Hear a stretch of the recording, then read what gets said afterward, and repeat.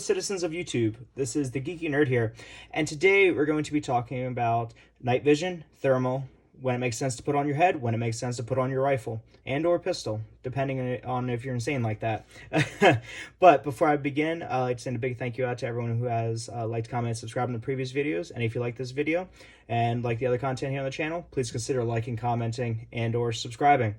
And with the PR out the way, let's get into it.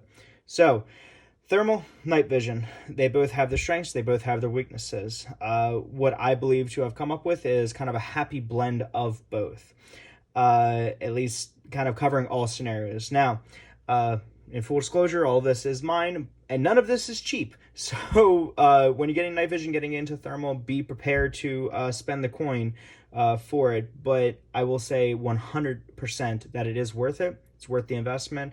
It's worth just having it for some of the fun of it. Now, it is very expensive, yes, but when you look at a full all-included rifle, all your optics and everything, that pretty much equals, usually one of these type items. Maybe not this big boy down here, but unless it's a SCAR. But with that, I do find value. I do find merit in it.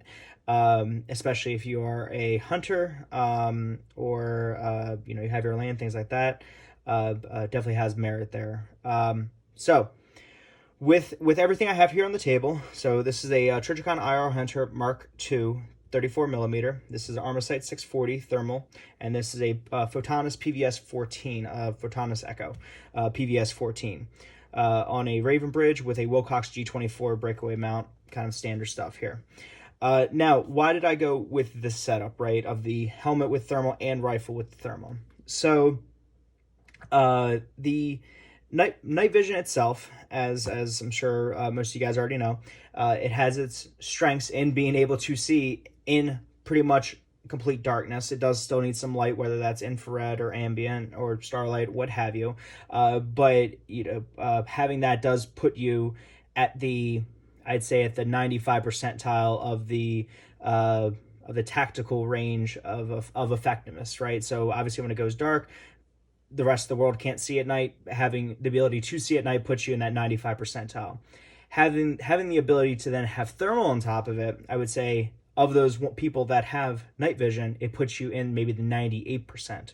Then having thermal on your rifle and being able to accurately take shots with that I say puts you in the 99%, right? And why do I say that? So with night vision, being able to see in night is great, but there are still issues, which I'll demonstrate in later videos, right? Being able to discern between various items that aren't moving in the dark. So if something is stationary behind a bush or in a tree or in somewhat distance away, you might not be able to pick it out depending on the lighting conditions, and it doesn't really stand out to you, especially if it's stationary. For thermal, and specifically helmet mounted thermal, it gives you that ability to, especially when paired in this type of setup, to be able to or not so much identify, but pick up and see that there's something there that maybe with your other eye you need to focus in on. That hey, there's something there that has temperature deviation, heat, whether that's a car, whether that's maybe a rock or person, animal, what have you. So it does afford that luxury of detection. You can identify targets, at least by shape, but it is more difficult to do that with a thermal than it is with night vision. Now, there is also the technological distinction between the two, where this is an analog, where this is digital. So this you're seeing pretty much one-to-one, no lag, as your eye would see it, just based on how night vision works. To where this does have image processing occurring is a piece of technology. I mean, they're both pieces of technology, but this has a digital aspect in it, so it does have a few more components in there, and there is some induced lag. Now, again, I'll go into a specific review, another video about the Armasight 640, but this does have a high 60 hertz refresh rate, so that does kind of limit that down. But again, having in this setup here gives you the ability to both see at night and then quickly pick up on something that is in the night that potentially isn't moving. So with them both, you're kind of have the night fully locked down. Now, the one issue as well is that with night vision, you can see IR. thermal you can't. So you really can't aim with thermal that's mounted on your head to where you still need an IR device, or you need to be passively aiming through your optic of choice, right?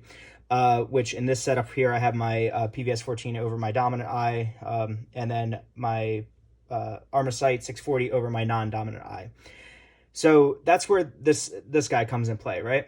Is with this sight now being able to see at night, then being able to detect something is there in the night, then being able to take an accurate shot in the night while still being able to detect it, because you may be able to see it, but you may lose it unless you have the thermal backing it up, right? So you gotta, kind of bridge that gap to where, hey, where in that bush is that item, to where this really comes into play, right?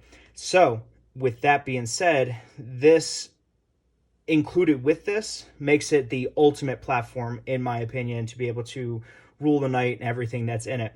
And again, another review will definitely be on this big bad boy here. But the scope here, this Trijicon IR Hunter, definitely has a leg up on thermal technology compared to the Armasight 640 here. The Armasight 640, again, is very good for detecting, isn't really good to be able to make a shot or really truly identify, to where the Trijicon is top tier, top spec, and able to really pull out all the stops there. So with this entire setup, I would say if you can afford it and save up for it, it gives you the best of everything while not necessarily breaking in the bank, except for maybe this guy. First start with your night vision, then get your thermal, then work up to this. That's the route that I took, and that seems to be working the best, at least for me. So learn from my mistakes. So with that, guys, that's my general take on having thermal versus having night vision versus having thermal scopes. And I'll go into, again, more depths on reviews of each of these items here, but that's kind of the general overview, my gist. So let me know what you guys think down below. Put your questions, comments. Again, if you like this video, please consider liking, commenting, and or subscribing. And with that, I'll catch you guys later. Everyone have a wonderful day.